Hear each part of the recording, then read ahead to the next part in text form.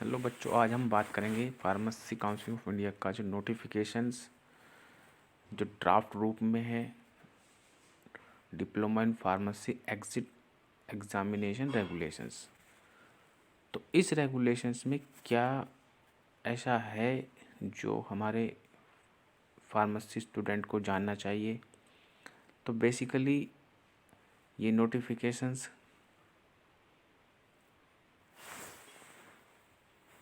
2015 में पीसीआई ने refer number 14-285 2015 PCI का नोटिफिकेशंस आया।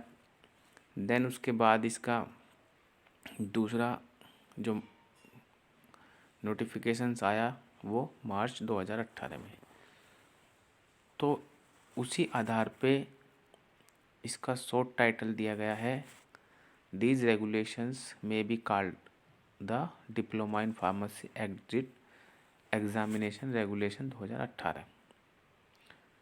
इस रेगुलेशंस को जब ऑफिशियल गज़ट में पब्लिश कर दिया जाएगा तो ये लागू हो जाएगा, और हमें उम्मीद है इस बार पीसीआई इस diploma in pharmacy exit examination regulations को लागू करेगी। इसमें यही हम आप बच्चों को भी कहना चाहते हैं कि आप अपनी पढ़ाई पर विशेष ध्यान दें, क्योंकि इस रेगुलेशन से आपको जब पीसीआई में आप रजिस्ट्रेशन कराने जाएंगे या आप किसी भी स्टेट फार्मेसी काउंसिल में रजिस्ट्रेशन कराएंगे तो उसके लिए आपको एग्ज़ाम देना होगा। तो बेसिकली इसके ऑब्जेक्ट की बात कर लेते हैं कि आप किस प्रकार से ये एग्जिट एग्ज़ाम वर्क करेगा। तो the object of the diploma in pharmacy exit exam is to ensure that a candidate apply for registration as pharmacist with the state pharmacy council has undergo pharmacy educations। तो simple यही है कि आप जब registration कराने जाएंगे अपना, तो आपको रजिस्ट्रेशन कराने से पहले आपकी जो आपने 2 साल का कोर्स किया है और 3 महीने की ट्रेनिंग की है, तो उसमें किस प्रकार का आपका वर्क एक्टिविटी रही, डिसिप्लिन रहा, या आपकी इंटीग्रिटी रही, कोई जजमेंट्स या स्किल्स या नॉलेज, उस सब प्रकार की चीज़ों की यहाँ पर टेस्ट लिया जाएगा जो ये एग्ज़िट एग्ज़ाम है। फ्रीक्वेंसी क्या होगी इस एग्ज़ाम की? Diploma in pharmacy exam syllabus test shall be announce. जो भी सिलेबस है pharmacy council of India announce करेगी, और एग्ज़िट एग्ज़ाम साल में 2 बार होगा। इस आधार पर आप साल में 2 बार इस एग्ज़ाम को अटेम्प्ट कर सकते हैं। रजिस्ट्रेशन प्रक्रिया में क्या होगा? Registration as a diploma in pharmacy exit examination candidate, no person shall be registered as a diploma in pharmacy exit exam candidate unless he has pass diploma in pharmacy course.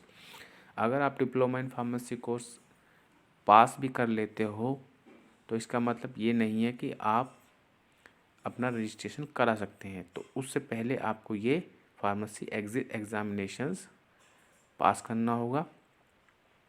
He shall be required to make an applications in a prescribed form together with the relevant document shall the proof he has passing the approved examination and the examination as the prescribe by the PCI. तो उसके रिगार्डिंग्स आपको ये exam pass करना होगा जो PCI regulate करेगी कि आप इस एग्ज़ाम को पास करो। प्रोसीजर क्या होगा? कंडक्टिंग एग्जामिनिंग जो एग्जिट एग्ज़ाम है उसको क्या प्रोसीजर रहेगा? तो पीसीआई क्या करेगी कि आप उस एग्ज़ाम को पीसीआई डिसाइड करेगी कि किस आधार पे उसका एग्जामिनेशन होगा। तो इसमें आपके 3 पेपर होंगे, जिसमें मल्टीपल चॉइस क्वेश्चंस होंगे, जिसमें सब्जेक्ट रहेगा आपका pharmaceutics, pharmacology, pharmacognosy, pharmaceutical chemistry, biochemistry, hospital and clinical pharmacy, और pharmaceutical jurisprudence, drug store management, और जो इसकी लैंग्वेज रहेगी वो इंग्लिश रहेगी। और ये एग्ज़ाम आपका रहेगा 3 घंटे का। आपको 3 घंटे में ये इस प्रकार के 3 पेपर आपको देने होंगे, जो सब्जेक्ट हमने आपको बताया इससे रिलेटेड, और पेपर आपका इंग्लिश में रहेगा। और अगर जो भी कैंडिडेट्स इसमें 50% ईच पेपर में अटेंड कर लेता है तो वो पास माना जाएगा। अगर इन केस एक candidate shall have to pass all the 3 paper in the same attempt, एक ही अटैम्प्ट पे अगर वो पास कर लेता है तो कोई रिस्ट्रिक्शन नहीं होगा या उसे कोई अगला एग्ज़ाम देने की ज़रूरत नहीं होगी। A certificate of eligibility for enrolment and practice shall be issued to the successful candidate which will be presented before the state pharmacy council of for registration। और जिनको ये सर्टिफिकेट मिल जाएगा कि आपने एग्ज़ाम पास कर लिया है, वो स्टेट फार्मेसी काउंसिल में जाके अपना रजिस्ट्रेशन करा सकते हैं। आगे क्या कहता है ये, तो registration of candidate as pharmacist after passing diploma in pharmacy exam. आप रजिस्ट्रेशन डिप्लोमा में जब भी करा सकते हैं जब आप ये एग्जिट एग्ज़ाम पास कर लें। After having pass the diploma in pharmacy exam a candidate shall be entitled registration of pharmacy subject to fulfil conditions. जो भी मतलब फार्मेसी काउंसिल या PCI एक्ट 1948 के अकॉर्डिंग आप इस एग्ज़ाम को एग्जिट एग्ज़ाम को पास करने के बाद अपना रजिस्ट्रेशन कराने के लिए एलिजिबल हैं।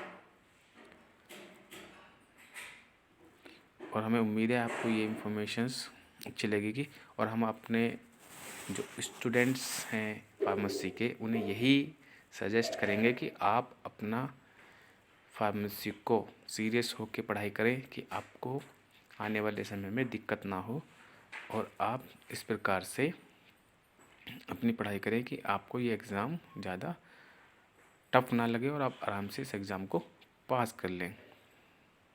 धन्यवाद। मुझे उम्मीद है कि आपको ये जानकारी अच्छी लगेगी, और हम आपसे यही कहेंगे अभी भी कि आप अपनी पढ़ाई पर विशेष ध्यान दें। धन्यवाद।